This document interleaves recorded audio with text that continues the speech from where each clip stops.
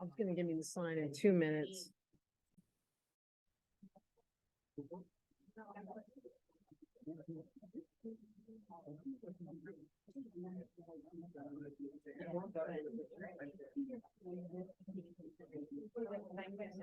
Can we do internet so first and then end the chair?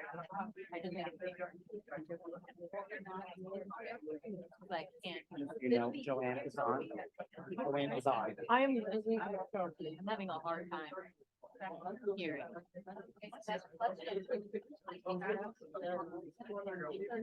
Yeah, I can.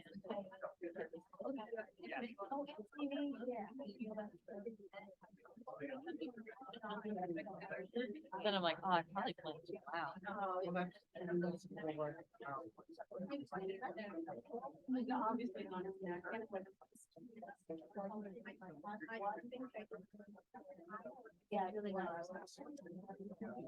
Good evening. Good evening and welcome. I call this meeting of the Morris County School Boards Association to order. At this time, I'd like to call up freshman Catherine Yakovitz, who will lead us in the Pledge of Allegiance. Catherine? Come up there. Wherever you want. Yeah. Oh, flag room, here. I pledge allegiance to the flag of the United States of America and to the republic for which it stands, one nation, under God, indivisible, with liberty and justice for all. Please remain standing as we honor America with the singing of our national anthem performed by Christabella Long, a sophomore at Mountain Lakes. I'm already posing.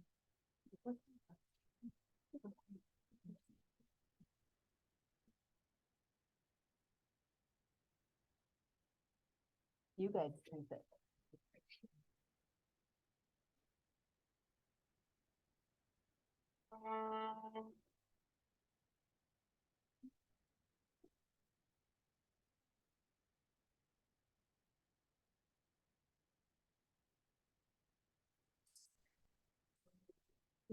Sing by the dawn's early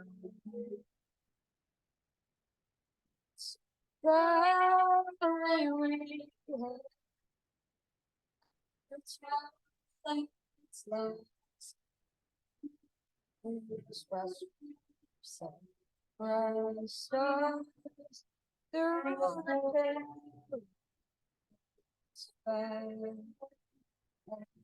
Remembers we watched so glad and gives the bombs bursting gave further than now that a flag was sinking on the same day as that star.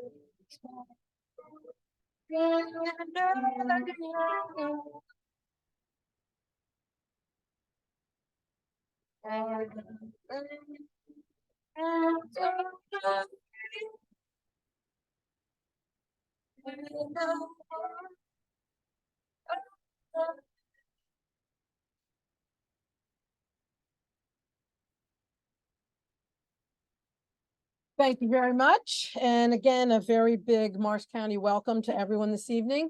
And before we get started, we will have the Mountain Lakes Chamber Orchestra perform 2 more selections. Please take it away. Don't make this speak. Play first.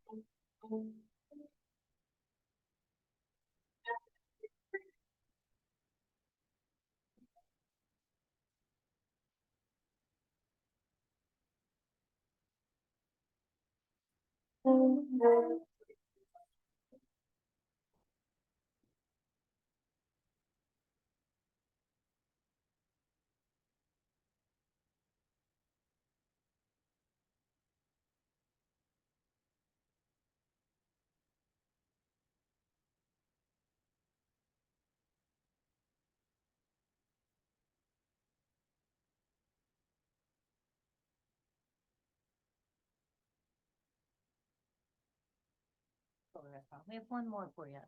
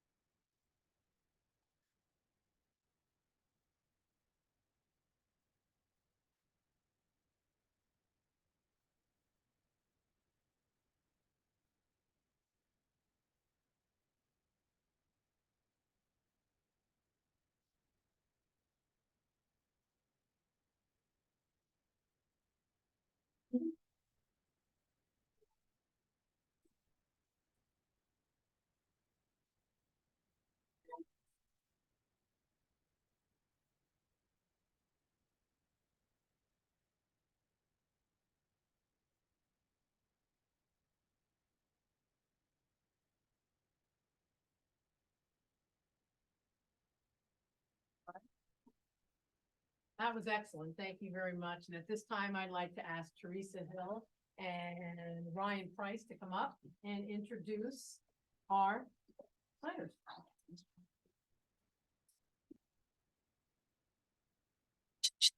I don't think this.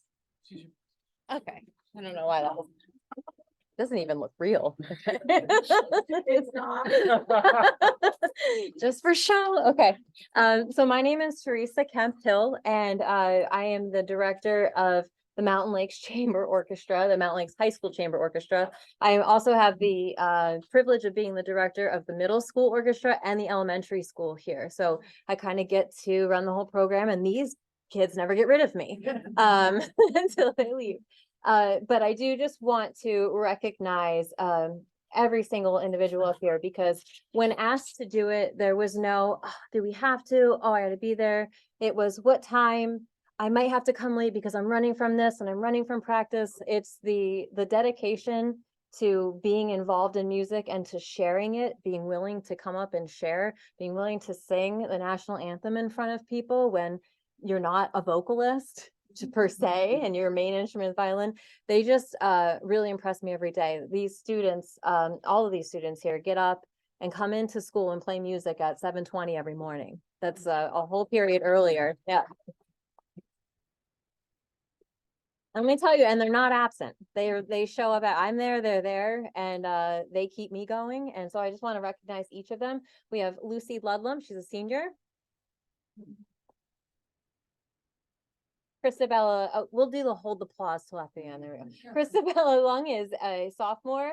Harry Jolson, junior. Catherine Yakovitz, freshman. Ethan Pang, freshman. And Emma McAuliffe, sophomore. And a few of these kids have been with me since I came to Mountain Lakes 6 years ago. Can you guys raise your hands? So these are like the OGs of the revival of our orchestra program, and they're still holding strong. So I just want to say thank you to Miss Barkowskis, to Mr. Featherman, to our supervisor, Paul Henry, and for anybody else that supports the arts in their community.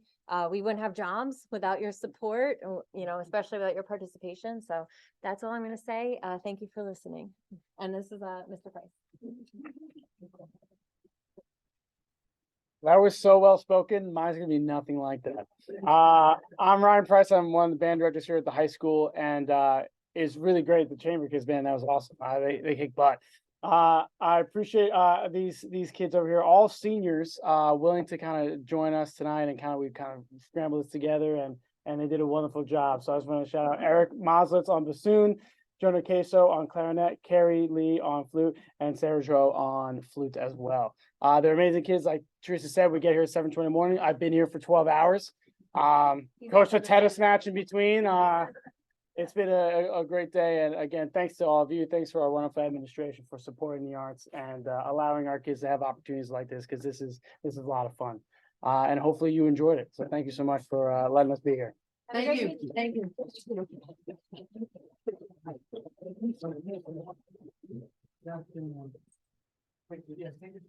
Excellent job. And a lot of other counties say, why does Morris County always have their meetings at a school? Why don't you go to a restaurant? This is why, because this is my thing. I want to see the kids. I want musical interlude, and it doesn't get any better than that. And once again, please help me give a big round of applause for them.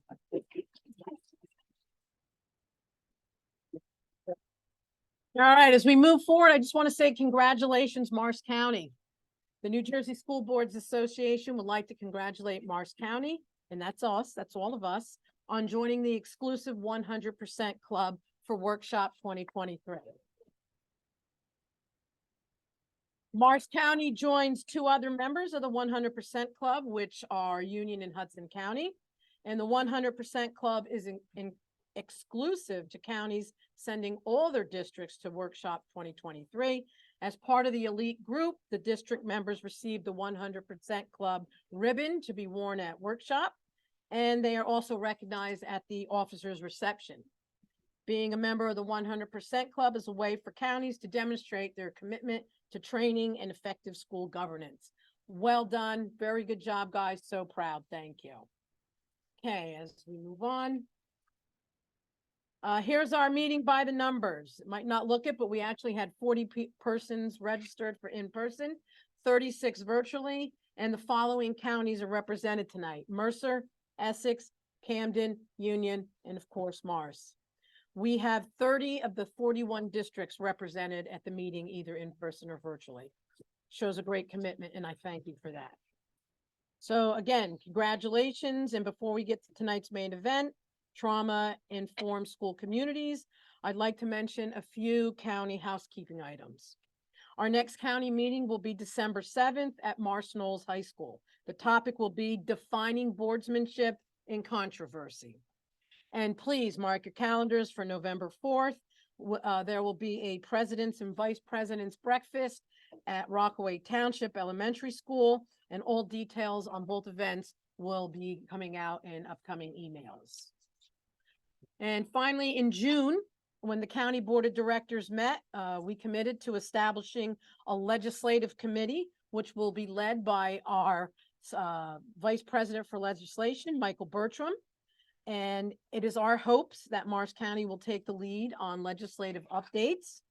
And we will also continue our awards and recognition committee, honoring Morris County's unsung heroes. And we're also looking to put together a county bylaw committee. An email for those interested will be going out very soon. Please respond if you'd like to be involved and help make a difference. All right, so now let's get to it. First up tonight is Lauren Quavo, the lead director for strategic development, New Jersey School Boards Association, and I believe she'll be on the screen, right? Lauren, take it away. Hi, thank you so much for having me. It's good to see everyone, and congratulations on being part of the 100% Club. not it's nice to have so many people dedicated to their boardsmanship and coming to workshop. Speaking of the 100% Club, in addition to having 100% of Morris County districts there, it would be great if 100% of your team was there. And the great thing about that is we have a group registration, which covers up to 25 team members. And that includes your board, your superintendent, your BA, and some members of your staff, if you want to bring them along. We have a track this year for human resources directors. We have a technology track. We have programming for curriculum directors, facilities directors. We even have credits for facilities directors. So take a look at your group registration, see if there's anybody you want to add. It costs the same amount if you're sending 5 people or 25 people. So we really encourage you to max out the registration. If you have not done so already, please download the mobile app, and you can find that by searching NJSBA Workshop 2023 in your app store on your mobile device. The great thing about the mobile app and also the agenda that's online is that you can search by tracks, speakers, credits, anything you can think of day. So it's really easy to find the sessions that you want to take, and you can create your wish list of a schedule on the app, and you can search exactly where exhibitors are located and special events and all of that. And speaking of special events and highlights of the exhibit floor, this year we have a boardwalk, Capitol Board, for all of you. It's a fun area on the exhibit floor. We're going to have photo ops. We're going to have some games. There's a lot going on there, so I really encourage you to check it out. We are also bringing back the treasure hunt. You might remember the bingo cards from years ago. We've done away with those. I know a lot of people used to lose their cards and get really frustrated that they didn't have their stamps anymore. This time, you're going to play the treasure hunt through your mobile app, so you don't have to worry about keeping score. It does everything for you. And the points are tracked on a leaderboard, so while you're playing other games in the boardwalk, it's tracking those points as well. And we have some fun prizes for the top winners. Steam Tank is returning to workshop, and this year it's a little bit different, and I think it's going to be a lot more fun. It's the Steam Tank finals. So on Tuesday, we have the elementary school division, and it's the top 3 teams heading it off to see who gets 1, 2, and 3. And then we're doing the same for middle school on Wednesday. We're also using that stage because it's near the concession area for student performances. So we're going to have lunchtime entertainment this year, which is going to be a lot of fun. We have some dancers, some great bands.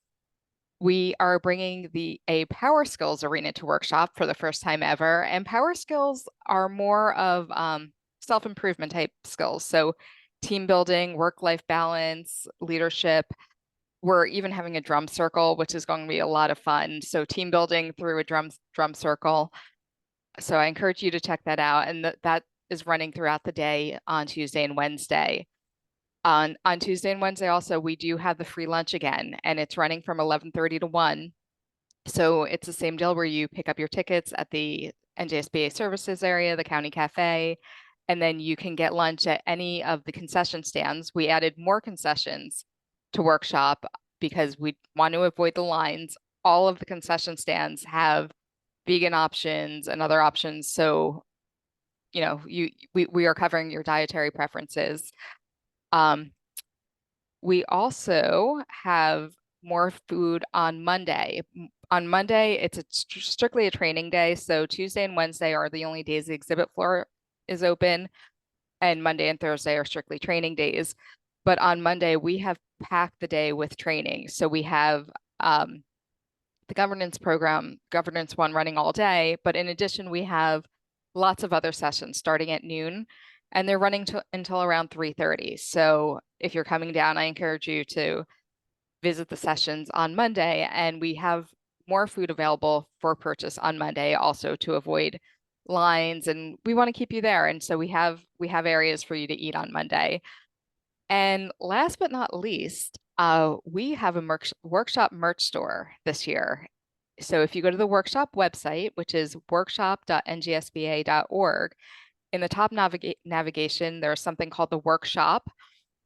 Click on it, you'll see limited edition workshop merchandise, because it's only this design for this year, and the design this year is so much fun. If you've seen it, it's the superheroes, different backgrounds. So we have sweatshirts, t-shirts, polos, we have NJSBA merchandise, but that's also available for a limited time because the store is only open through October 31st. So if you're interested in getting your NJSBA hoodies, and I've noticed a lot of people are getting them. So if you're interested in getting yours, please visit the workshop. And I know Irene has some more things to add regarding workshop, which are very important. So that's all for me. And I am happy to answer any questions if you want to email me. My email address is lcuervo@njsba.org. Thank you very much for your time. Thank you.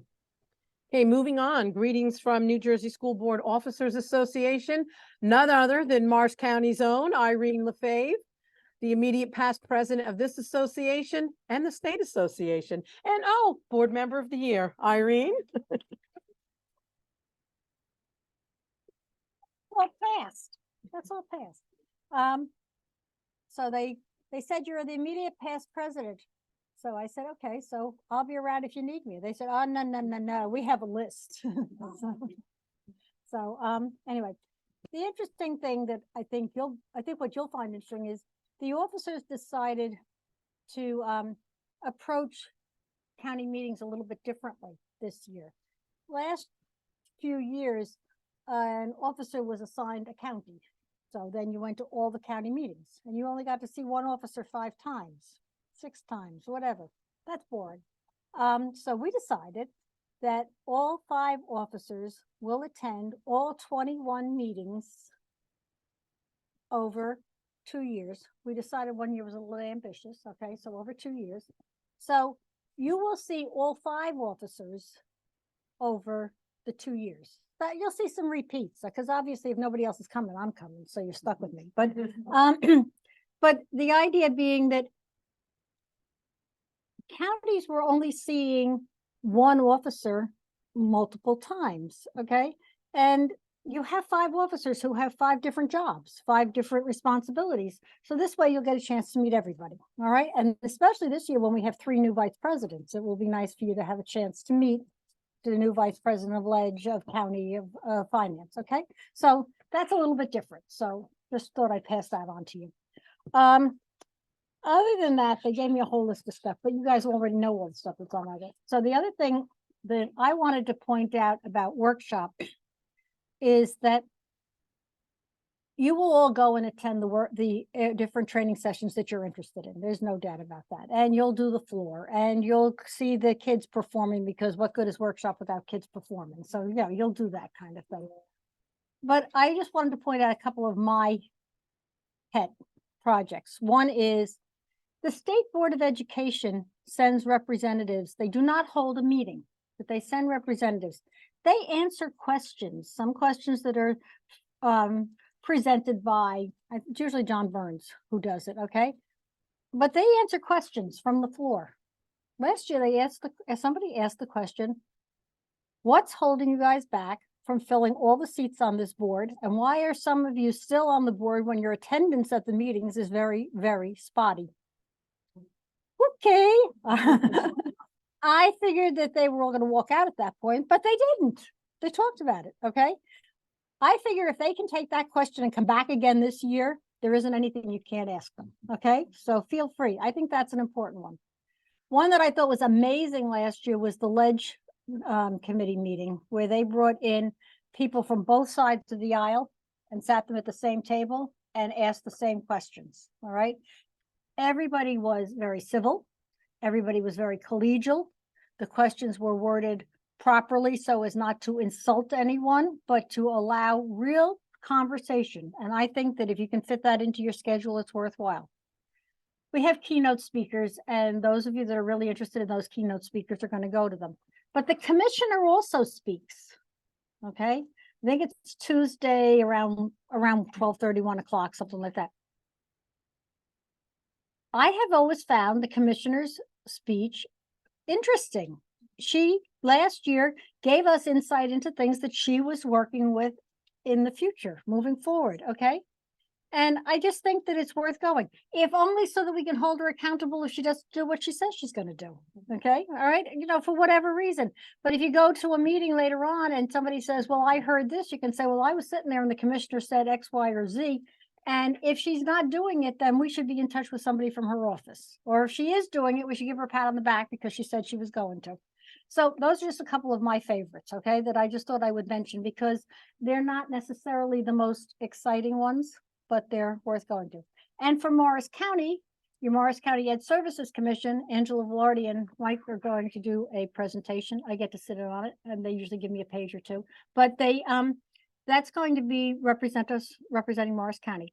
And if you have an interest in the firearms task force, firearm safety task force, they're doing a presentation.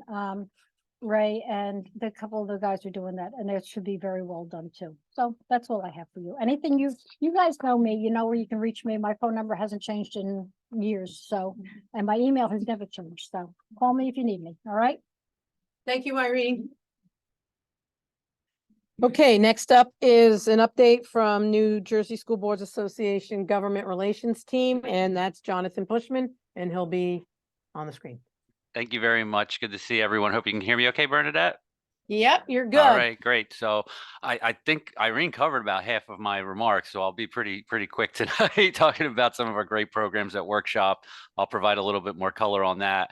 I also did have a PowerPoint slide. I know we have a pretty long meeting here tonight, so we dropped that into the SWOGO page.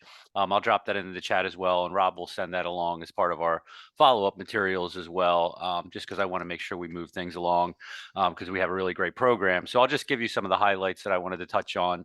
Obviously, we haven't been together as a county, the county meetings since the legislature went on break this past June, right before they did that. So they have been on break. They're not expected to come back until after the November elections. But before they went on break, one of the most important things they did was pass the state budget. So I provided in my presentation some of the highlights of that state budget. We are now in year 6 of 7 on the glide path towards fully funding the school funding formula that the state put itself on a few years ago, and provided that the revenues come in, we should see that fully funded for the first time since the first year SFRA was enacted, which I think is good news. But I know we have a lot of work to do. I know we have some districts that are struggling, dealing with some state aid cuts. Thankfully, the legislature and governor did restore 2/3 of the initially proposed cuts from his budget address earlier this year. And so we're really anxious to see if they do decide to tackle and take another deep dive into school funding as S2 is fully implemented and beyond. The budget also included a number of things that I think reflect our advocacy priorities, such as significant funds for teacher recruitment and retention efforts, like student teacher stipends and waiver of teacher certification fees for the next year, as well as a public media campaign that'll get underway this year to try and attract more people into the classroom. I know you're all struggling with a lot of staffing shortages in your district, so hopefully we can move the needle on that issue. And the other issue that they put a lot of money into is on academic recovery and learning acceleration efforts. It's been a big concern as we've emerged from COVID-19 pandemic of trying to bridge some of the learning gaps. So they put a good amount of state and federal funds towards things like high impact tutoring programs that we're going to see start to roll out over the next school year. We'll continue to push information out on those programs as we get more and more information on those through our typical channels like school board notes and at these county meetings. They also maintained the school-based youth services program, which was threatened with elimination last year, and are also moving forward with the New Jersey statewide student support services initiative, which is a regional hub and spoke model to provide supports, mental and behavioral health supports to students, both in an in-school, virtual, and out of school setting. So that's just getting underway this new school year, and over $40 million was put into that program to get it off the ground.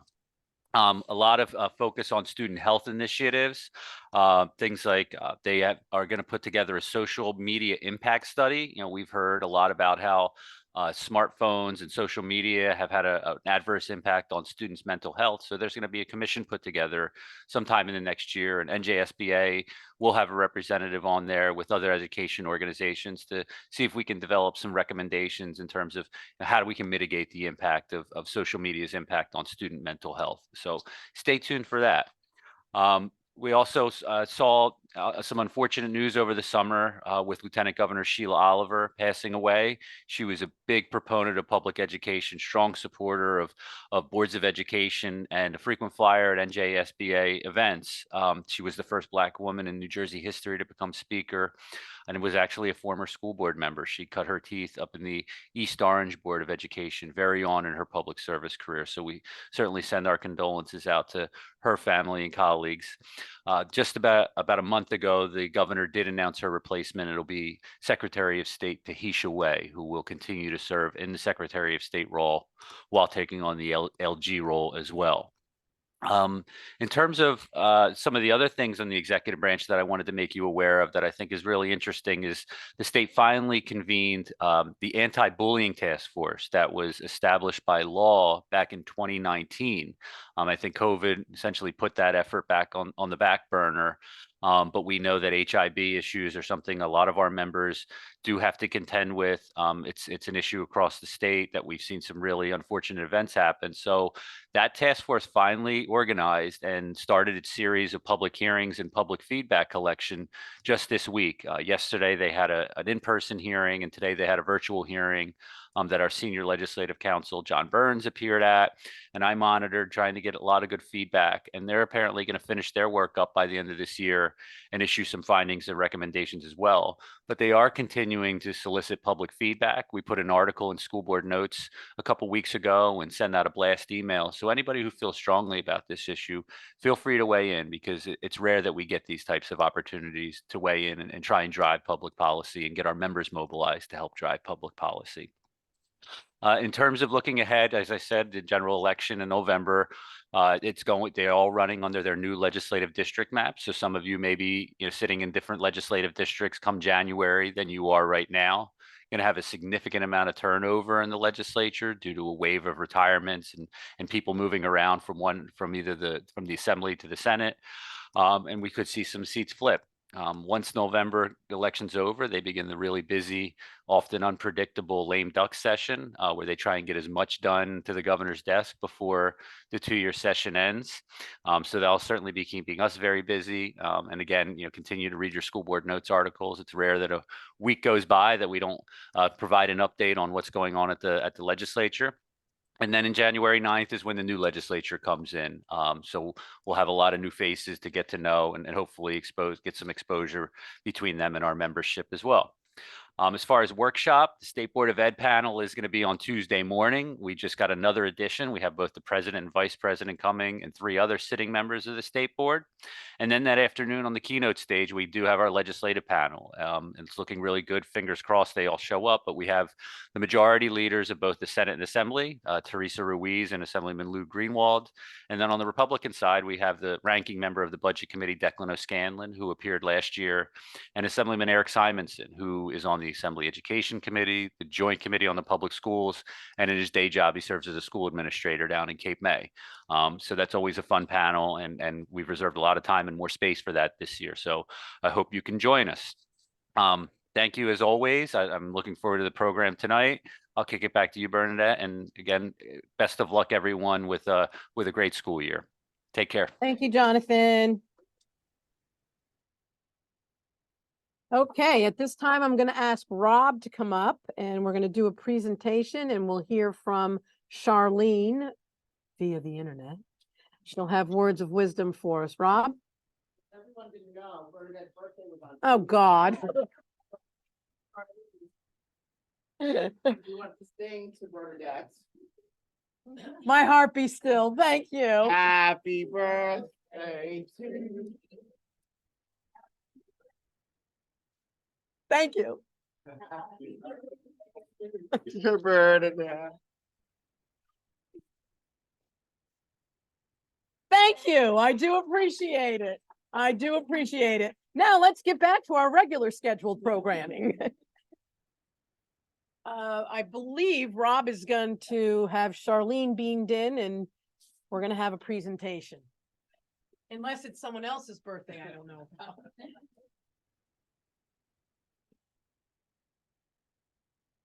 Charlene could not be here tonight. You will see why, but of course, you see some more Italian filter breath.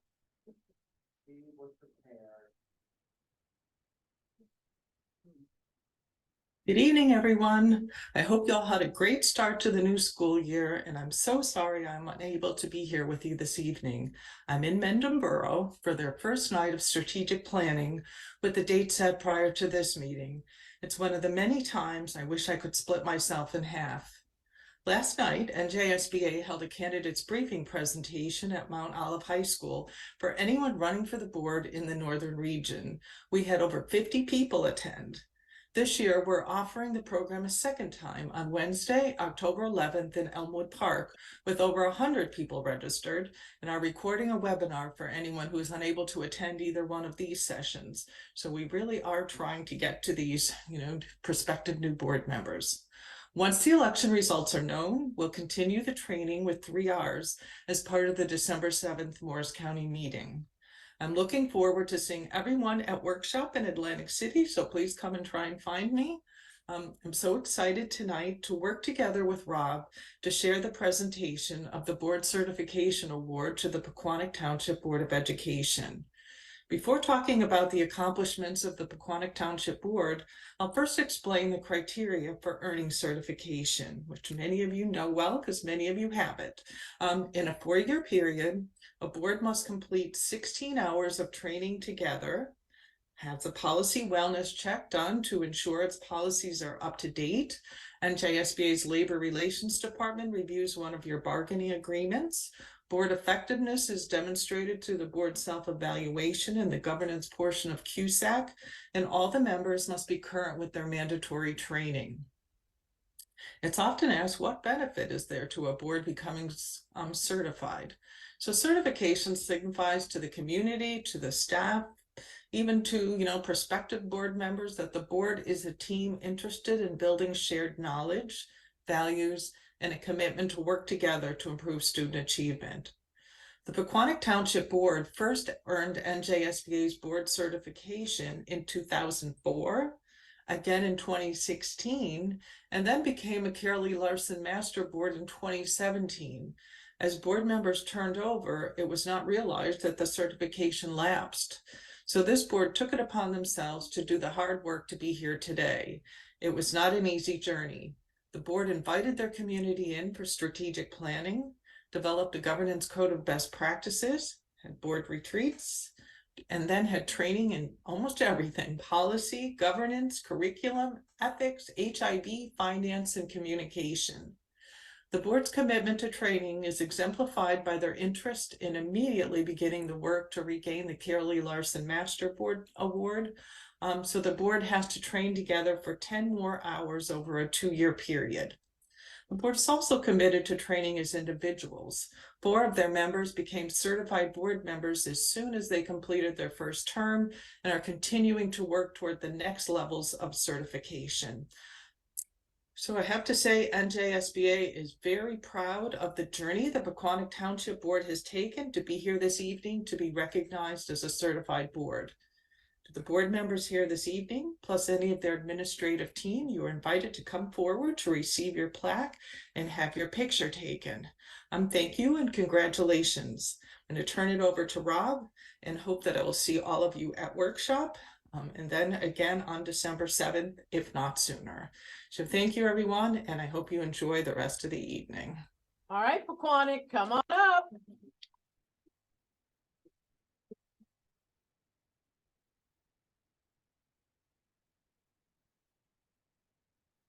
Hurry, get in the picture. Come on, there's not enough detail. No. Congratulations. Very much. Congratulations. Thank you. Congratulations. Thank Hey, you. congratulations. All right, let's everyone. Sit in here, just push in. Get cozy. We kind of like each other. It's triple 10. All right, should we take another one with my birthday balloon? Again, congratulations. Did you want to say anything, Brian? I just want to thank all of the other board members that trained. I know it wasn't always easy getting together, but I appreciate you guys doing it and appreciate you guys putting the effort in. And this is what we get for it. And I appreciate Charlene showing us the way and helping us and always being available to give us the training, and also our superintendent being available to be for the training, available for training too. So thank you. Thank you, thank you, thank you. It's an honor. Yep. The next part I'm just gonna do in 30 seconds, but first I just want to say, Brian, as the president, how do you say it? Pequannock. I'm from Monmouth County. I don't know how to say things like that. Brian, we have Lorenzo Richardson. You've probably seen him virtually. He's president of Hudson County. And he goes to many, many county meetings, but Brian is really keeping up with him. Brian's been on many county meetings already this year, and I see his name pop up on Zoom all over the state. So Pequannock should be proud that their president is trying to learn from the topics all over the state. So due to the interest of time, we're not going to go through connection too much. On the back of your agenda, there are the QR codes to download it. Take a look. I already posted some pictures on there. As of last week, Morris County now has its own page. So Bernadette can fill that page up with stuff. You guys can ask questions. The dates for all the meetings are up there. Congratulations to the Teacher of the Year. I'm going to post a recap from tonight's meeting on there. So be on the lookout. When you download it, it's going to ask you for the domain name. So we listed that at the bottom. And then to log in is just the same way you log into the NJSBA website. Okay? And that's all. I'll keep it there. Best presentation of the night so far, Rob. All right. And now I'd like to call up and thank very much Paul Breda and Lisa Messick from Rockaway and Morton, respectively. They are responsible for putting tonight's program together, and I want to thank them very much for their efforts. They'll introduce the speakers and take it away. Rob and Lisa, Paul and Lisa, come on up.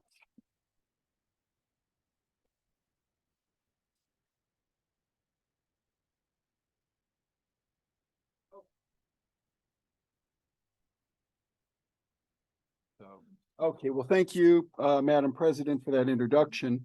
Yeah, the Board of Directors gets together over the summer and we put our heads together, trying to come up with some programs that's going to be impactful and meaningful. And I'll get my notes here.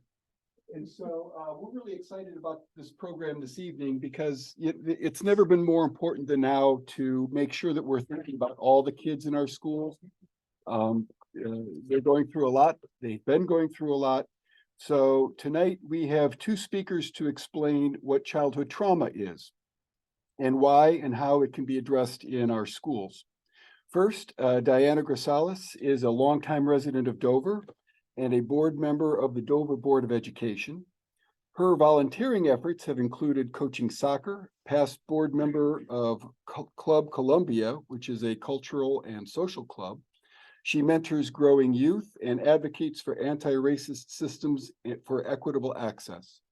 Additionally, she has dedicated most of her adult life as a licensed clinical social worker, working with families experiencing trauma of many different types.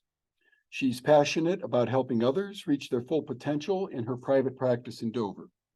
And she's also wants you to know that she's embarked on an empowering partnership with her high school sweetheart in raising their family of 3 human children and 3 fur babies. Dr. Susie Miller is a New Jersey licensed clinical psychologist.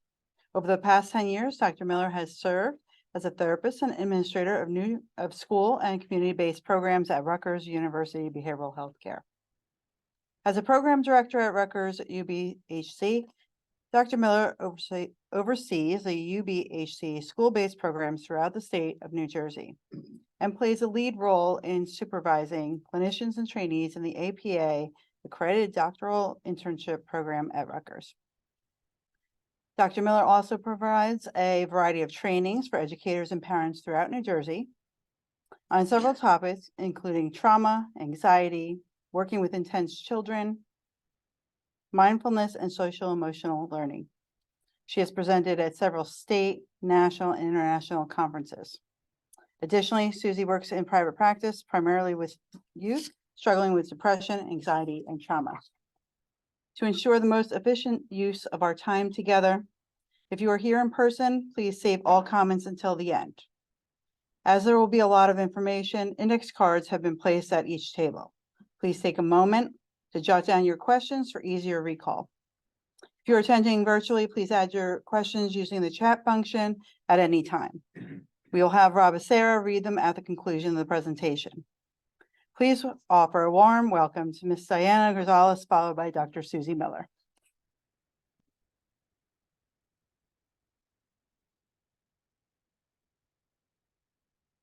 Oh boy, I should have worn my heels today.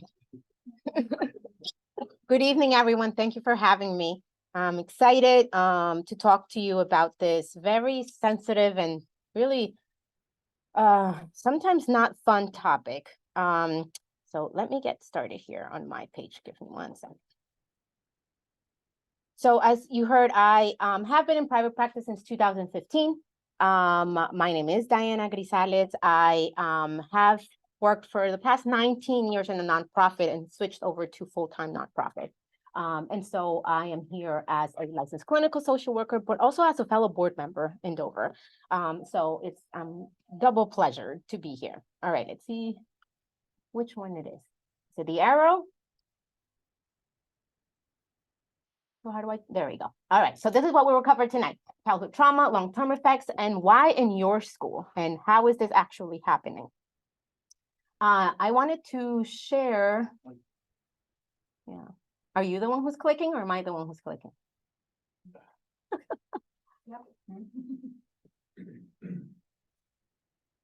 Yeah, so what is childhood trauma? What is trauma to you? Can 1, 2 of you tell me what trauma is? When I ask you about trauma, what are the first things that come to your head? Go ahead, shout it out. Something significant that happened to you that you hold on to from your childhood even as an adult? Excellent. Anyone else? Had no control. Yes, absolutely. How often do you think it happens? Once in many times. Right. It's really more than 2/3 of children reported that at least one traumatic event they have experienced before the age of 16. And we often define or think that trauma is not as common as we may be experiencing it.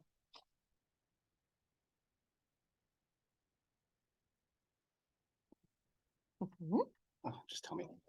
I'll go like this. Yeah. All right. So I want to show you a quick no trauma, Rob, no trauma. Don't click on those yet. Disappear those. Please show the 45-second video, please. I want to show you what trauma looks like for one person that recorded himself with addressing trauma. The volume is a little low, so you may.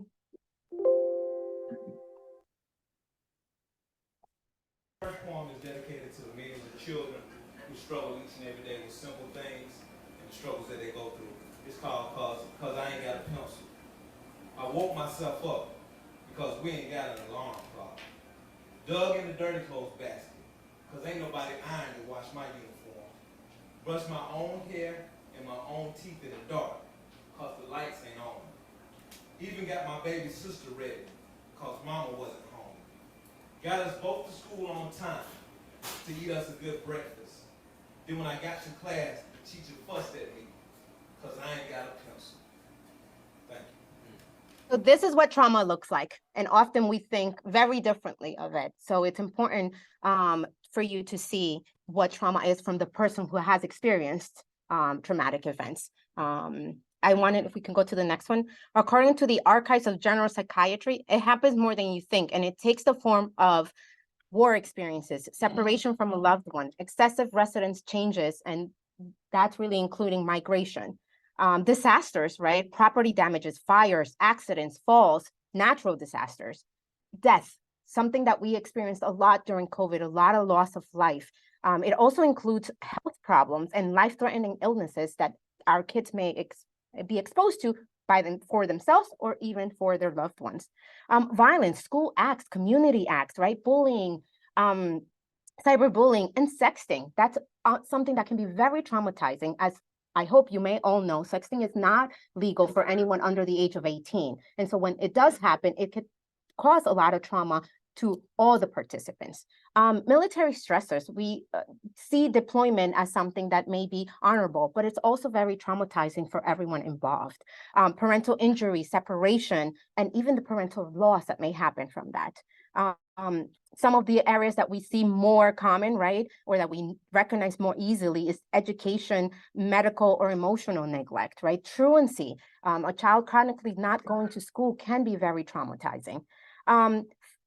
Psychological, commercial sexual exploitation, physical and sexual abuse are another form of traumatic events. And then being a witness to a partner controlling another partner, of your caregiver controlling and hitting another caregiver, seeing that just in the nature of it is traumatic event. Next, please. So according to the CDC, if you have been exposed to 6 or more out of these 10 adverse childhood experiences, known as ACEs, as a child, your life expectancy can be reduced by 20 years. ACEs are also childhood trauma. Can you identify ACEs in your students? If not, then it might explain the statistics that ACEs says that are often underreported here in the United States. A child that has been exposed to the following list before the age of 18 are considered at high risk. Put downs by caregivers, right? Insults and humiliation, experiencing that no one is supporting you or even thinking about you. Substance use, caregivers so intoxicated you miss doctor's appointments. Suicide, homicide, depression, and any household member. Imprisonment of any household member. Those are all ACEs that really put you at risk as a child. Divorce. I know that it is something that is very more common now, but it is something that is severely traumatizing to many children. Not that they can't overcome it, but it is important for us to have the awareness that that is also traumatizing. Children exposed to substances are 57% more likely to be in special education or learning disabled classes. For example, an unborn child exposed to alcohol may face challenges with fetal alcohol syndrome, impacting their executive functioning skills.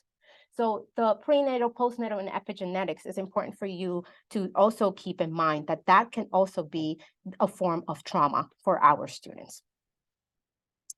I wanted to explain to you really quickly about the impacts of trauma in the brain. So if you bear with me, brain neurons and cognitions develop normally, typically, right, when there are no substances. Once a child is exposed prenatally to any situation that could be considered trauma, both physically or emotionally, through the wound, right, there is a switch in that brain and that neurons in the development of it, where now they have developed abnormally in response to stresses, saying that their stress, now this is the typical way of responding, even though it may not be a productive way. And they then learn to adapt and incorporate those responses, and they become general and normal. And that really is a huge impact when it comes to experiencing stress prenatally or in the infant stages. So it's very important that it impacts the development of the brain very early on. There are trauma types that I had another one to show you, but that's okay, we can do this one. So in summary, what most think childhood trauma is, it is not. We must shift our thinking from what did happen to what did not happen to be able to recognize trauma more easily and truly understand the childhood trauma. And are you willing to take that shift, right? What did happen is not the focus, but what did not happen is what we need to look forward to. Slide 4, yes. So in 2013, the US Department of Health and Human Services stated that for every 1,000 US child, 9.1 of them have experienced trauma through child abuse and neglect. In that same year, 2013, how many children have you encountered? If you're good at math, and based on this stat, how many of them fall into this statistic? For every 1,000 children that you have been exposed to, 9.1 out of them have experienced trauma. Unproductive behaviors are not bad behaviors or a bad kid. They are trauma behaviors. This is not at all an extensive list, but these may be some externalizing behaviors that a school district needs to identify and to be in the lookout for. During elementary school years, they may demonstrate these trauma responses through detachment, withdrawal from school activities. Their fantasy world may be expanded during expected academic time, right? Daydreaming, we have said. Challenges with going to the toilet, eating, sleeping, maybe during school hours may be preventing them to really stay focused. At the middle and high school years, right, they may experience hypervigilance, which sometimes we see as and label as defiance. Mistrust of authority figures. Hello, aren't we expecting them and demanding that they respect the authority figures in school? Well, do we know that those could be trauma responses? Increased aggression and exaggerated responses. Oh, they're so dramatic. Really, it's about what's going on with them verbally or physically that they may be expressing with those behaviors that they can't express with words. Anxiety. Anxiety can be very much a trauma response, not just because they can't control their emotions. Challenges with working memory. We need working memory for almost everything that we do, especially learning.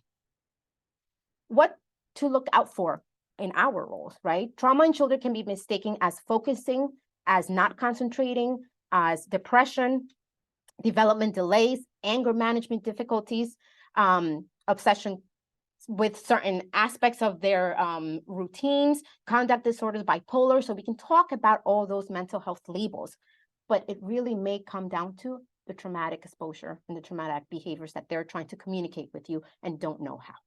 You go to slide 5. According to the National Child Traumatic Stress Network, when it comes to learning, a student that experiences untreated or unidentified trauma can face difficulties with attachment relationships. That means trusting teachers, regulating their emotions with principals, with guidance counselors, with their peers. They can face physical health of body and brain challenges. Faced with test challenges or intense academic expectations, they may be unable to regulate their breathing, their heart pumping may shut down, experience stomach aches, headaches, current visits to the nurse with physical complaints, which takes them away from school, right? So it starts that vicious cycle, losing vital instruction time. Emotional responses and dissociation can also be something that the National Child Traumatic Stress says that we need to be in the lookout for. Behaviors. Children may gravitate towards defensive behaviors that can be perceived as aggressive while they struggle with self-regulation and limits in their decision-making skills, problem-solving steps, and impulse control.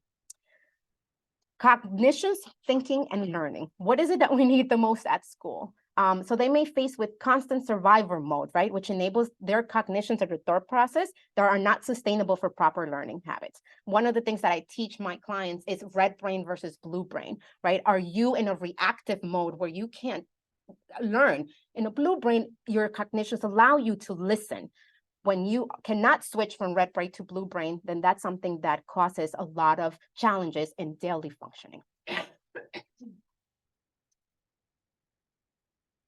Impact of trauma. Children exposed to trauma may develop post-traumatic stress disorders, increase their chances of engaging in smoking, poor eating, nutrition habits, substance use, and other high-risk behaviors. All can be rewired with helpful adaptation. That can make sense for someone who's in that survival mode in a traumatic event, but not during the encounter like a school setting. The downfall is that the brain will not know the difference in the environment, only in the response. So slide 6, school is for learning, not processing mental health, is what I have heard. If this is a thought you have had, excuse me, but you're not alone. I hope that my short presentation has given you another perspective. Dr. Miller and I want to emphasize that being a preventative district rather than a reactive one will ensure the health and the relationship and correlation between academic and mental health success. Schools that offer services promoting trauma treatment and other social and emotional health programs typically experience about an 11% point higher academic outcome compared to schools that do not offer supportive services. Children may spend more time at school with educators. Educators have access to students during crucial development milestones. They can impact the child and family at macro, micro, and meso levels of change that other structure systems cannot. Many school systems are the center of the community and are naturally placed in direct connection with the family community education system. So as elected officials, school board members, and in partnership with the school personnel, jointly we have the responsibility to be aware of the intangible losses that children face when trauma is experienced and unattended. The inequities, pain, sorrow, and reduced quality of life are costs that can be prevented, at least addressed for the success of the educational life. Thank you.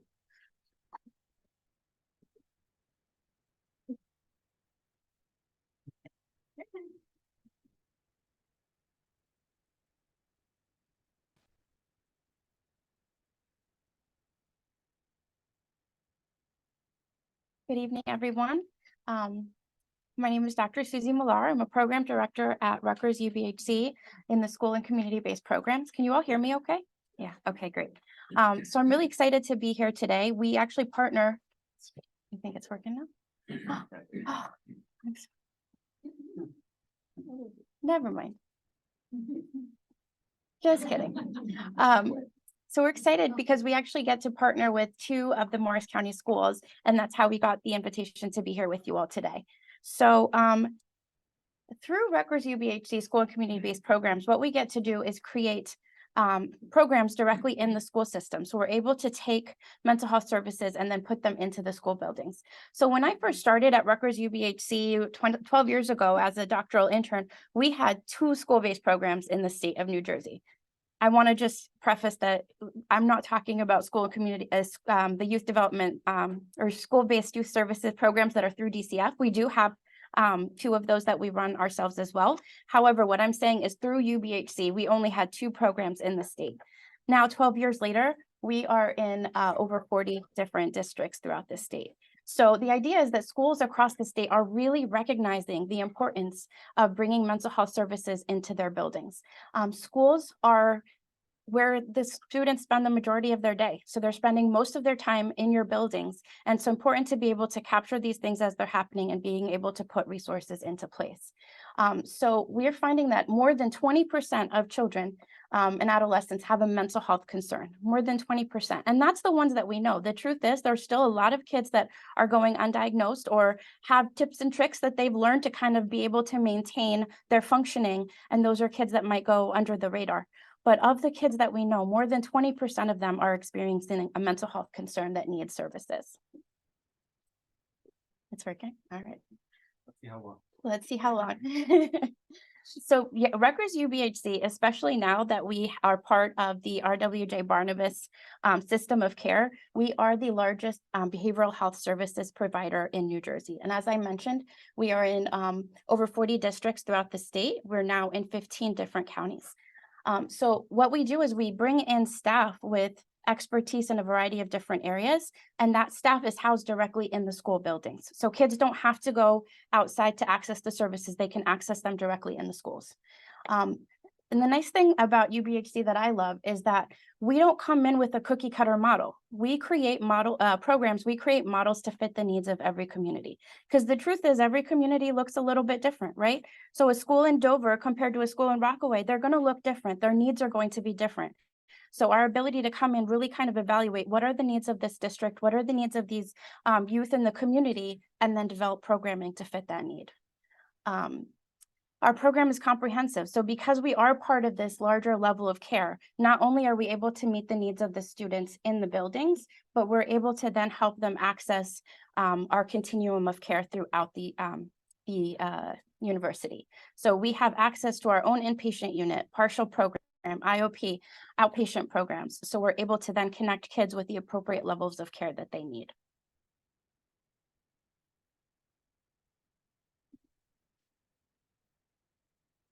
Just kidding. All right. So our philosophy really is that emotional wellness leads to academic success. And Diana was talking about that, right? So kids who are able to have their emotional health needs met are going to perform better in school. So if we pretend that that doesn't exist, kids are going to continue to struggle and they're not going to be successful. So as we mentioned, students can receive a continuum of services within the buildings. So that can look like a variety of different types of services. We can really go from tier 1 to tier 3 services in terms of what we're able to provide. So they can get more intensive tier 3 services where they're getting individual and family therapy, or they can do things that are more prevention focused, where the entire community is receiving this level of support. So our programming really emphasizes that shared responsibility need. So we don't come in and work in a silo. We don't think of ourselves as independent from the school. The real benefit of school-based is that we get to work with the team. We get to work directly with administrators, teachers, security guards, the lunch lady. Kids are talking to all of these people. So our ability to come in and make these connections with all of these staff that are working closely with the youth really helps us to be even more successful. We're finding that there's a strong connection between schools and the community. So our ability to come in, make these connections with community providers, community resources, so that we can then be that bridge, that linkage between the kids, their needs, and connecting them with the appropriate levels of care. And we're able to provide these services to families who wouldn't otherwise have access, right? So in Dover in particular, we're finding that a lot of immigrant families are moving into the community. They're uninsured. They don't speak English. There's this significant fear of accessing mental health services. There's this fear of, I'm undocumented. I don't know what accessing this service will mean for my family. So the fact that we're able to bring it to them in this safe, accessible place really increases access for our families. And the goal is to really reduce stigma. So letting them know these mental health supports are here to help you. And we don't use insurance because it's funded through the school district, right? So we don't have to worry about that fear that they have of, you're taking my information, you're going to let somebody know. We can really create that safe environment that makes families more comfortable accessing the resources. So those areas of focus, what can we do? We can do stabilization. So one thing that I love that we're able to do is do risk assessments on site in the building. So, if a kid is presenting in class and says, I'm going to kill everyone, right? We can manage that in the building by being able to do that screening. Did they say that out of anger and frustration, or is there really some homicidal ideations there? Do they really have a plan? So instead of that immediate need being, we have to send them to the emergency room, they have to go to the hospital, we can really try to manage a lot of that in the building and only really send kids up to that higher level of care that need to be there. So, the kids that don't need to be sent to emergency rooms or screening centers, they can be screened on site in their buildings. And that's so critical, especially for elementary kids, because it can be really scary sitting in a screening center with an adult who might have schizophrenia and is using cocaine, right? So that can be really scary and really overwhelming. So the fact that we can try to avoid that and give them a space where they can be screened in a safe location is really critical. Both Rockaway and Dover this year recognize that not only do they have mental health needs, but they have psychiatric needs. So both programs did just recently add psychiatric services to their programs, which now gives us access to not only be able to provide mental health supports, but we can also provide psychiatric supports. And then we want to build capacity. So we're able to do professional development trainings for school staff, for the community, for parents. So we can teach them about what it means to be trauma informed, what anxiety and depression looks like in their youth. What does it mean when a kid's experienced trauma? That presentation that Diana just did so beautifully, being able to teach them what are things that they should be looking for? What does it look like in their youth? What does it look like in their children, so that they can be more aware of how to support them? So I mentioned the two programs that we do have in Morris County. We are in Dover. And Dover, we actually started out with 1.5 clinicians, and we've significantly grown over the past 3 years. So right now we have a program coordinator who's bilingual. We have 6 full-time clinicians, 5 out of the 6 speak Spanish.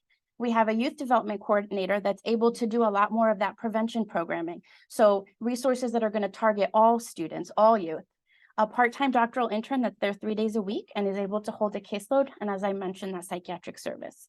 In Rockaway, we have 2 full-time clinicians. One is bilingual. And again, we also have that 12 hours of psychiatry per month. So what are we seeing in our students? Each year we pull together a report. We're really identifying for our districts, what are the trends? What are we seeing in terms of the youth that we're providing? So we're really seeing an increase in depression and anxiety, which has really shot up even more so since COVID. We're seeing low levels of self-esteem.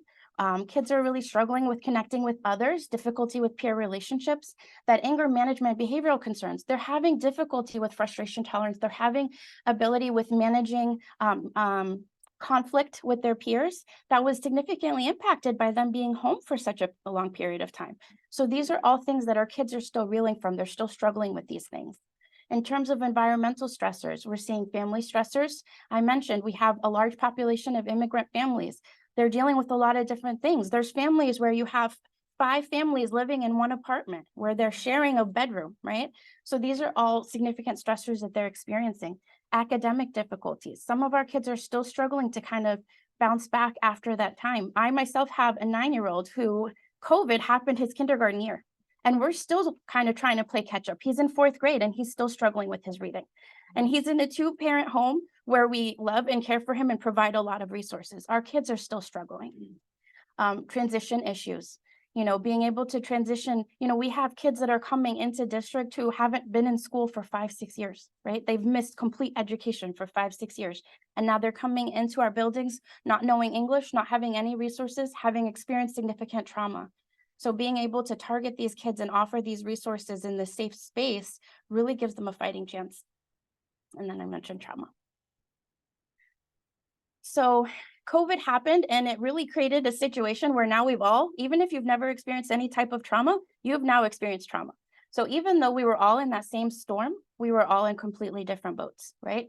So we don't know what some of our youth have experienced, not just through COVID, but through all the other things that Diana had talked about. Some of our kids not only have experienced a trauma, they've experienced what we call complex trauma, where they're living in that traumatic experience, that traumatic situation day in and day out. So it's not a one-time thing, it's something that they're continuing to live through. So what does it mean to be trauma informed?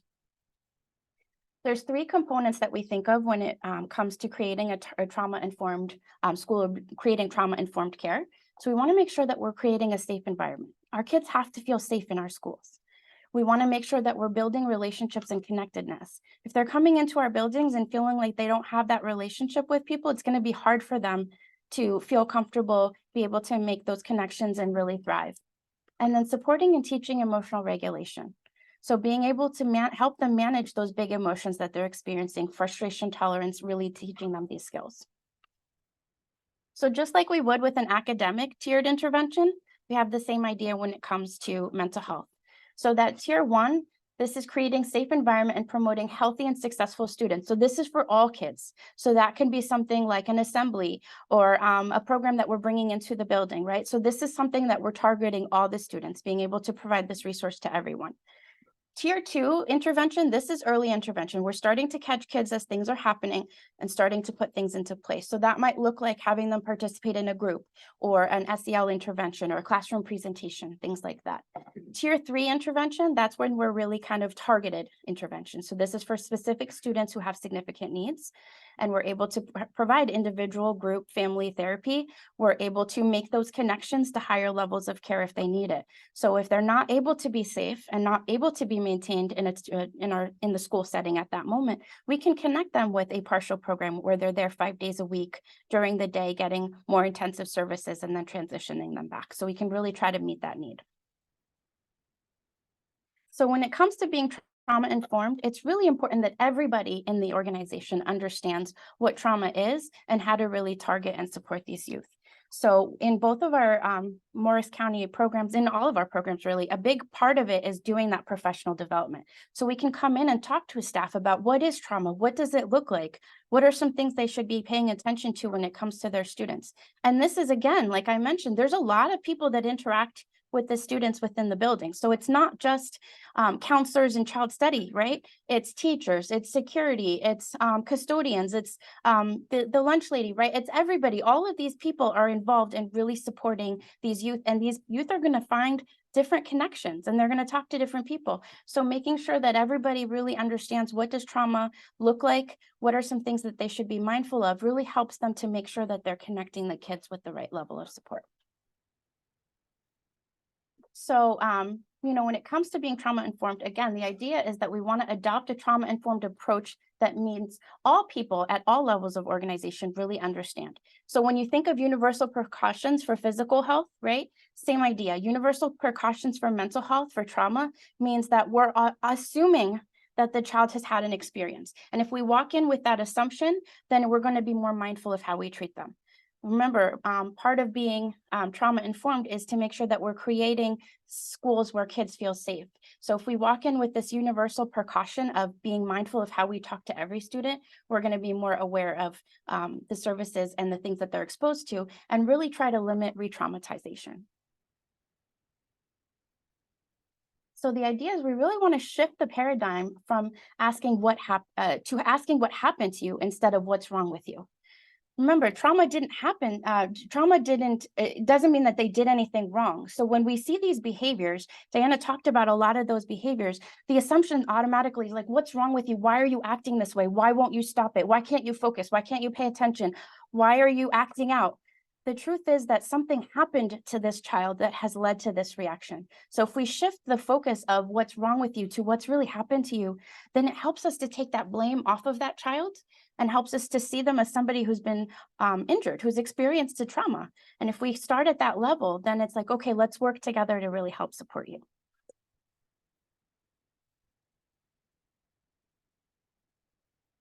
So the clinicians that we bring into the buildings tend to be trained in a lot of different things. Some of the trauma approaches that we use, we have the ARC model, which stands for Attachment, Regulation, and Competency. There's also ARC Grow, which is a specific program for working with families. So not only directly with the youth, but really working with the whole family unit. We have staff that's trained in TFCBT, which is Trauma-Informed Cognitive Behavioral Therapy. We have staff that are trained in attachment-based family therapy. And we have staff that are trained in EMDR, which is eye movement desensitization and reprocessing. These are all different types of trauma-informed treatment. In addition to that, our staff are trained in cognitive behavioral therapy, dialectic behavioral therapy. So we're not coming in and just doing whatever we want to. They're bringing in evidence-based practices into the buildings and really utilizing these to help support the youth. Okay, it wasn't like that before, but that's okay. So the way we talk to our children becomes their inner voice.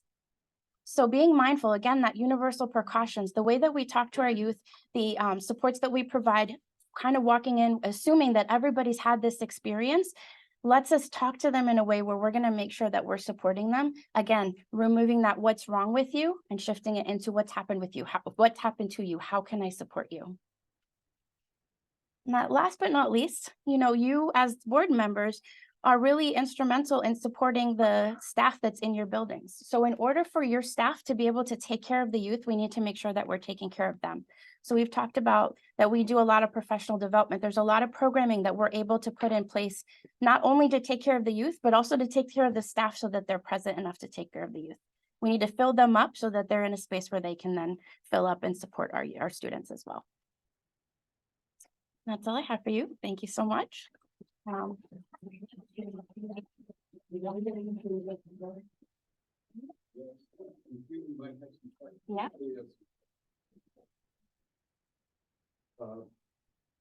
Thank you. I'm in a little K-8 school district. Use this, because then people at home can't hear you. Okay. I was just gonna say, I'm in a little K-8 school district and we hear stories, and this cuts across all social and economic,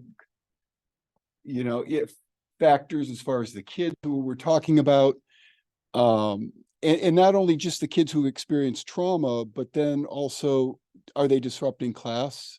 Are they walking in late? Our superintendent would tell us stories about kids who are chronically late, and we come to find out that it's because they're taking care of their siblings at home, trying to get them ready to school, like with that poem. Kids who don't want to go home or dread the weekend because they don't know if they're going to get food, if they're going to eat as well as they do when they're at school. Kids who are afraid to go home. So really, I'm sure your administrators can tell stories in all of our districts, similar stories. For Dr. Millar, do your clinicians engage with the student's family, and if so, how? Yeah, absolutely. So a big part of what we're able to offer, again, not just individual, but family therapy, especially with our younger kids, we definitely need parent involvement because anything you do in that little office with that child, they're going back to that environment, they're going back to that community. So we need to make sure that the parent is on board and is able to understand what interventions are we putting in place. And when we can, we try to pull them into that family therapy as well. Same with our adolescents. So even though a law was passed in New Jersey that children 16 and older can actually consent for themselves, we're very big proponents, unless there's a good reason why we're not pulling your parent into it. We really want to, because parents have an instrumental role in supporting their youth. And if there's conflict there, we want to be able to support them with that, not just assume that it's not there.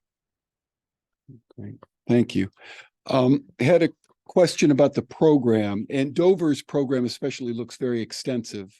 And can you talk about what the cost looks like to the district, not necessarily in dollar amount, but like, how do you arrive at the cost of the programs that you're going to deliver? Sure. So like I said, we don't have a cookie cutter model. So yes, Dover's program is very extensive. You see that it's different from Rockaway, which has 2 clinicians. And I have other programs that are 1 clinician or even half a clinician. Some of my programs only have a clinician 3 days a week. So we really kind of sit with your administration, sit with your team and really look at what is it that you need? What is it that your community needs? How many kids are you sending out of district? How many times are you doing risk assessments where you're sending kids to screening centers?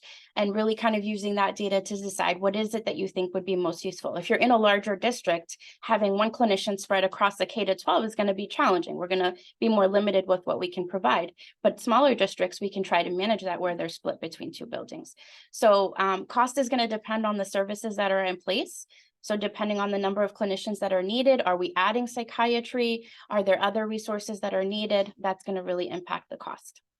But I have my information in my PowerPoint, which I'm assuming you all will get. So if you have any specific questions, you can certainly reach out to me. Now, do you need space in the buildings? Yes. So there is a space factor also. There is a space request as well. And like I said, if it is a program where we're in multiple buildings, we don't expect that you're going to keep that space. Like if we're in one building 3 days a week, we don't expect that the other 2 days a week, you're just keeping it free for us. We understand that space is quite the commodity in schools. But if we don't have private space to be able to meet with the youth, then it really limits what we can provide. Good. Great. Were there any other questions, Irene? As much as it's an observation.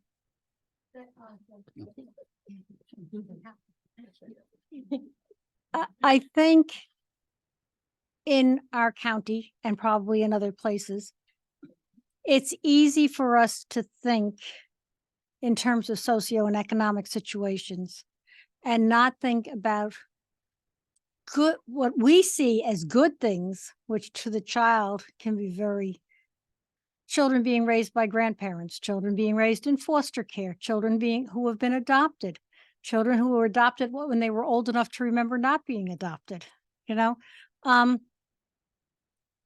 children who have lost a sibling, children who live in a family where a sibling is chronically or potentially terminally ill, or who have watched grandparents who die at home. We forget that those are traumatic experiences for the child, even though from the perspective of the global worldwide picture, it was wonderful that they were being raised by these people or whatever. There's a lot of trauma that we don't think of as trauma. Okay. So I would just point that out, that sometimes in some of the socioeconomically advantaged districts, there can be just as many traumatized children, but we're not recognizing the trauma, and those behaviors are not being even thought of as being a result of trauma. So just a thought. I sure hope that my presentation covered that, because that was the intent, right? That you notice that it's not just what we are talking about in Dover, right? Or what we're talking about in Rockaway, that it does apply to every single child in Morris County, right? Because trauma is defined by their experience, not by someone outside, right? So what did happen is not necessarily to what they did not have available to them, right? Absolutely. So it is super important that that's when I asked you, can you shift your thinking, right? Are you willing to do that? Because we cannot see only our poor towns in our county are the ones who have mental health issues, right? We all do. And a lot of it is that stigma, right? Are we okay with admitting that? And if we're not, why not? What is the barriers for us? Yeah. Are there any other stigma-free districts in the room? Pequannock. Oh, okay, good. And Mendham Township and Wharton. I'm from Wharton, and we just became a stigma-free community. So if you go on, I'm sorry? Madison also. So if you go on the Morris County website, you'll get a lot of resources for having declared yourself by resolution a stigma-free community. My district just did a walk a couple of weeks ago. It was a stigma-free. We called it Stomp the Stigma. And if you don't think kids know what this was about, we had the teachers had them create signs, and the signs really told a different story. At all ages, you could tell that they could relate to what we were talking about. Did you want to make a comment? Your presentation where? You mean me, Diana? Yeah. Where you mentioned actually migration as part of it. The road to hell is paved with good intentions, right? People keep forgetting the destination is still hell. The politics that feed a never-ending stream of traumatized children to our communities, right, is where the first check needs to be where it stops. All right. A flood of people coming in, life-enriching experiences, traveling thousands of miles, right, to get here, and that horror, and then we have to deal with it. There's never ever a discussion about shutting the door. All right, because but the point is, it stops the stream of traumatized children. Right. And the question is, there's an expense on how you educate, treat, the volume. All right. Now, everybody's sensitive to it, but how do you address the root cause on that? Right. The root cause. Part of the thing would be is a parent taking a child from anywhere in the world, putting through that gauntlet, right, and bringing him to America is almost child abuse based on the child's experience and trauma that that child will live with for the rest of his life. It's insanity. I think we have questions Yeah, online that Rob has to. Okay, good, thanks. I'm just gonna say that all that we can do tonight, or when we go back to our board table, is deal with the kids we've got. These are the kids that they walk through our doors, and that they're our responsibility, certainly for that part of their day. If I can just add a little bit before we get there, it's important for us to know that what we are working with is what we have to assess, right? If we don't know what we have, then we can't find a solution for it. And so it's super important that we first look internally. What do we have going on in our district that we're not willing to admit, that we are ashamed of, or that we need help with because we don't know? So that's really the first step, right? And when we talk about migration, it's just moving, right? Moving from Italy to here, that's traumatizing. Even if you came in a plane and then you didn't travel, walk, and were raped and were whatever on the way here, right? That can also be very traumatizing. Pulling yourself, having someone pull you from what your safety was to now a new culture, a new environment, a new all, right? Christina's joining us from East Windsor Regional in Mercer County. And she said they have these, excuse me, Rutgers services in their district for a number of years now and are quite satisfied with how they work with us to support our students. And then Christina Crute asked, and if Christina Lands wants to unmute real quick, and just Christina Crute asked, have you seen a positive impact on student conduct with these services?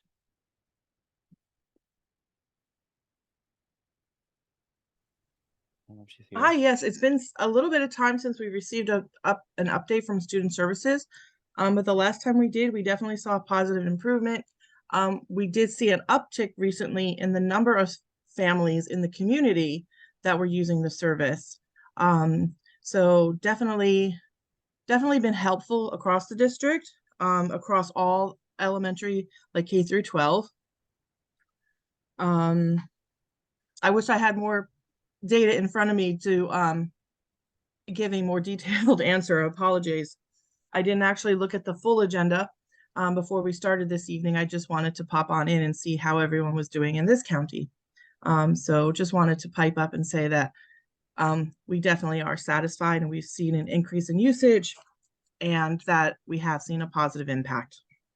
No, cool. Thank you. Anyone else online want to unmute real quick, ask a question?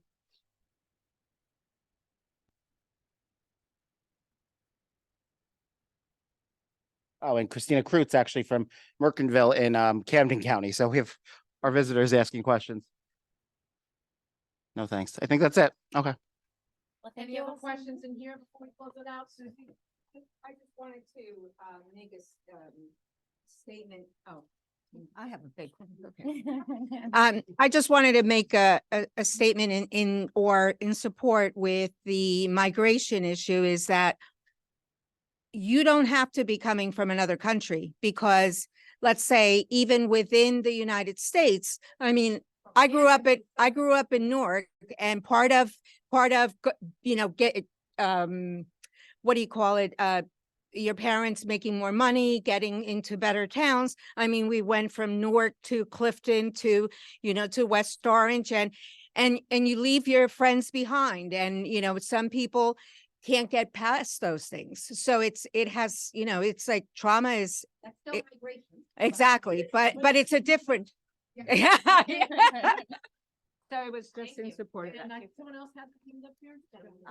Just pass it right back. I guess a question, you're like an in-house service at all these various districts. Like similar to like, say, St. Clair's Behavioral, like if a child is using their services, you need permission by the parents to communicate with those professionals. So even though you're in-house, are you covered by those same rules? Like if a child uses your services, you're not allowed to freely, are you allowed to freely communicate with anyone and everyone in the school district? Or do you also need that same permission? Are you covered by HIPAA and all that sort of thing?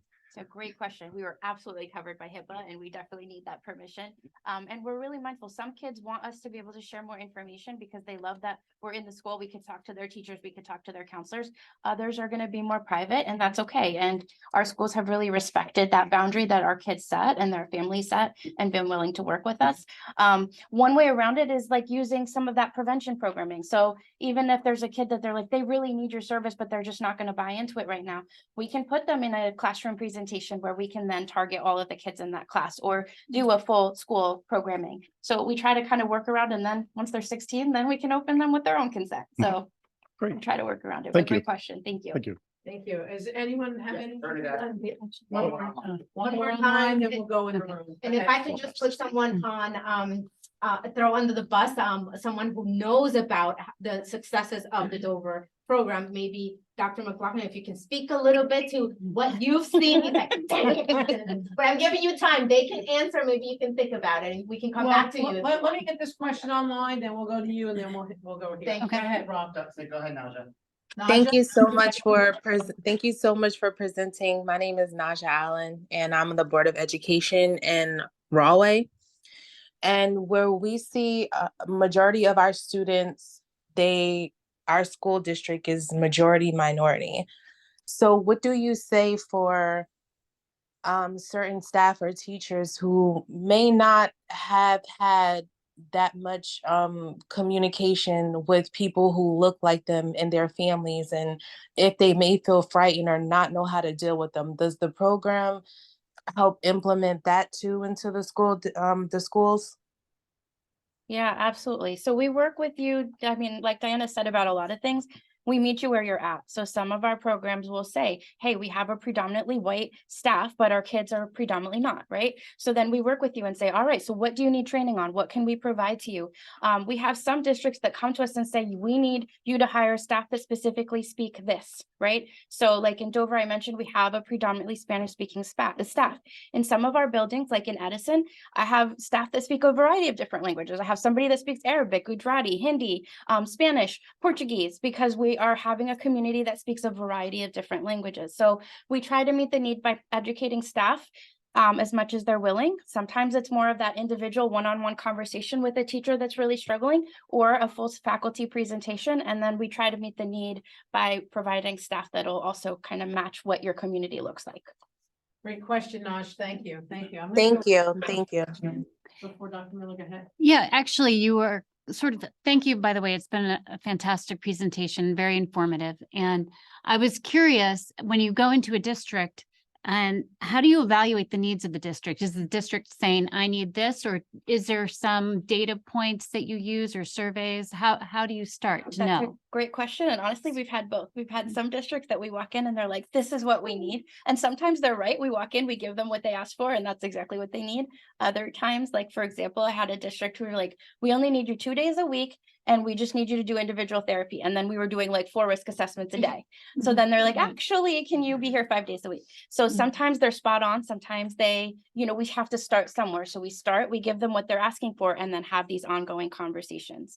Other times what we can do is make a needs assessment, create a needs assessment that we're giving to your faculty. So let's get the teacher's voice, let's get the counselor's voice, let's get the administrative voice, and really kind of look at what are the primary needs, what are your the needs of your students.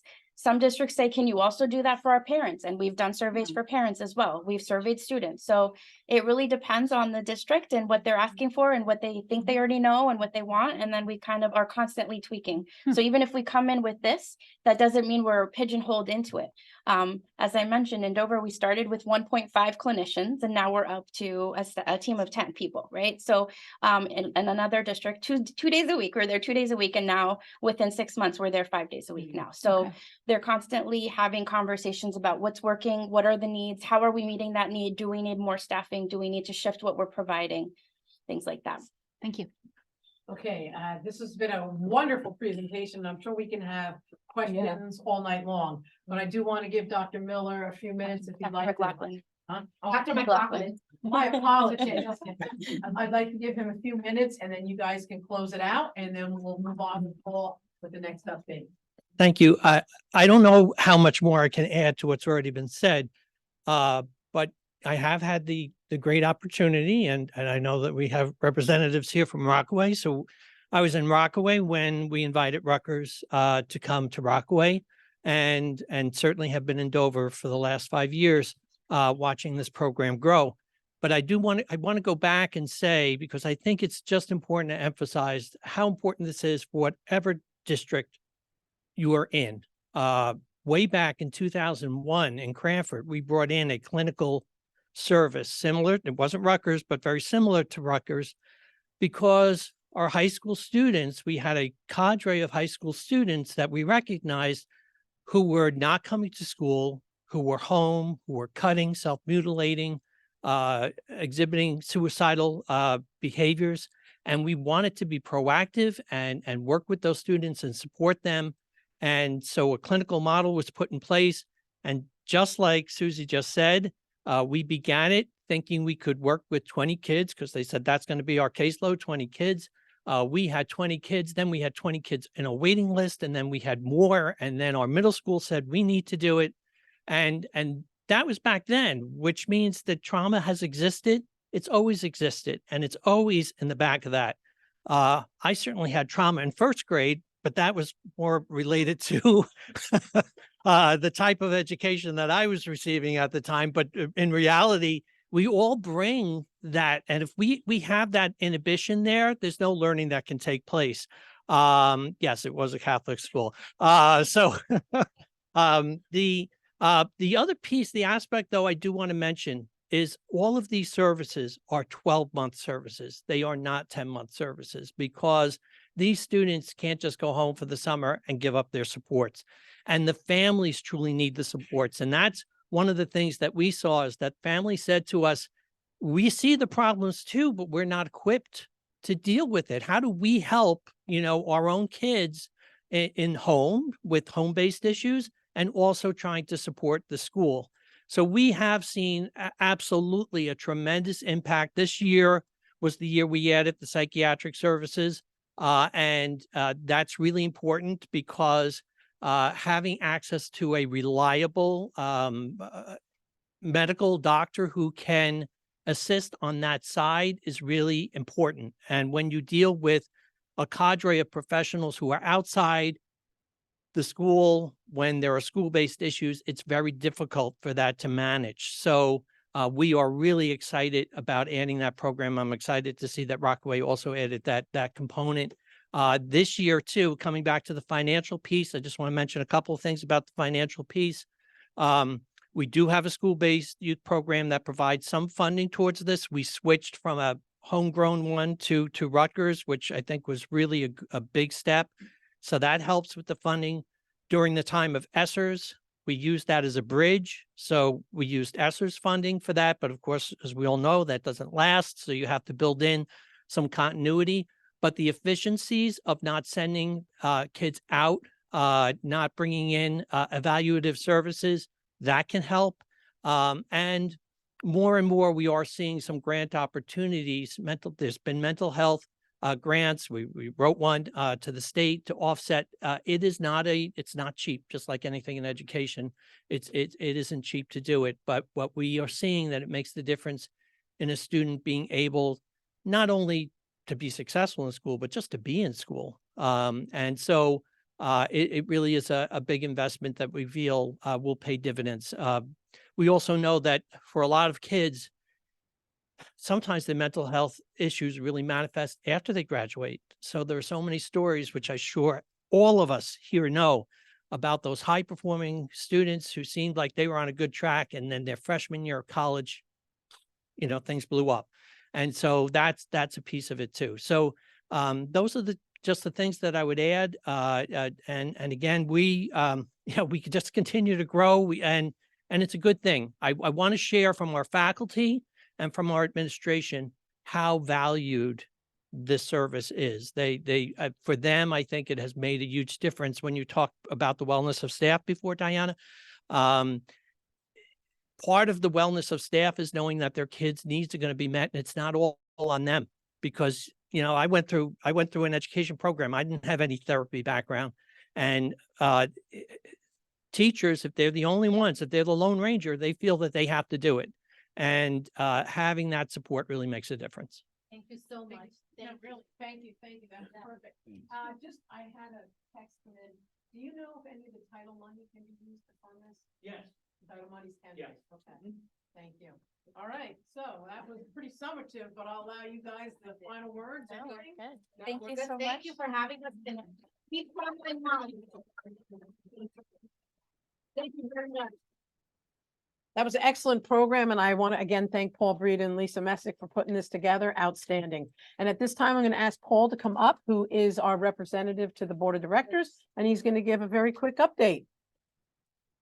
What do you want to know about the Board of Directors? Any questions? I don't know what to say. I don't want to, I'm still absorbing, and I'm really grateful to what you brought tonight. So thank you both. I'm your delegate to the Board of Directors for Morris County. Your association is doing very well. We got a financial update. We're in really good financial shape, and a lot of it is due to the workshop and all the workshop gets better every year. We bring in more people. You can bring in up to 25 people. There's something for more and more people. It's expanding. And then you've also got the sponsors and the exhibitors. That generates a surplus, which has enabled the association now to hire at least 2 more field service reps, maybe 3. I think it's 3. 4. Okay. Do I hear 5? 5 going once? Rob has a 3rd county coordinator now, and we're going to have a business administrator in residence, which is similar to having legal, support. So all this, so the association is doing really well. The other things that we talk about at the Board of Directors meeting was the workshop, obviously. There's also, we moved some money to allow renovation for some of the building at West State Street, because we have more staff and we're trying to accommodate more staff in the building. So that was also, but the other thing I really wanted to emphasize was the connections, and that's what Rob talked about. And then you've got it on the back of this. So I don't know, I get a daily update of what's being dropped on the connections, and it's really interesting. People are asking questions, people are sharing, and it's only going to get more and more the more people we get on. So I think that's what I wanted to say about the Board of Directors. And training. There were webinars over the summer on a variety of subjects, including Supreme Court rulings, cybersecurity, campaign finance information. Those webinars are now on the website also. So you can still access the webinars if you missed them. And then there is a fall leadership conference called Everyone Moving Forward Together, taking place on Friday, November 17th. So this is all in your email. I'm sure you get the same emails that I do, but those are some great things that are going on. Perfect. Thank you, Paul, for that update. Ladies and gentlemen, it's been my pleasure here tonight. I want to thank our guests again for a very informative presentation. I hope you're able to bring some of this back to your district and utilize it. I look forward to seeing everyone in Atlantic City. Please, again, don't forget November 4th, presidents and vice presidents of Rockaway Township for a breakfast meeting. You'll see that email going out soon. And once again, do not miss December 7th at Mars Knolls. Mike Bertram tells me we are going to be floored.